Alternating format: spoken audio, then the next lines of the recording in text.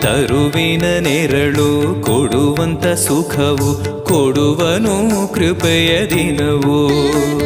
ಸ್ಥಿರ ಇರುವ ಮನ ಎನಗಿರಲಿ, ಶರಣಾಗತಿ ಎಂದು ಬರಲಿ. ಭಗವಂತನ ಪ್ರಿಯ ಮಗನಿವನ ಸಾರಿ ಬದುಕು ಇರಲಿ.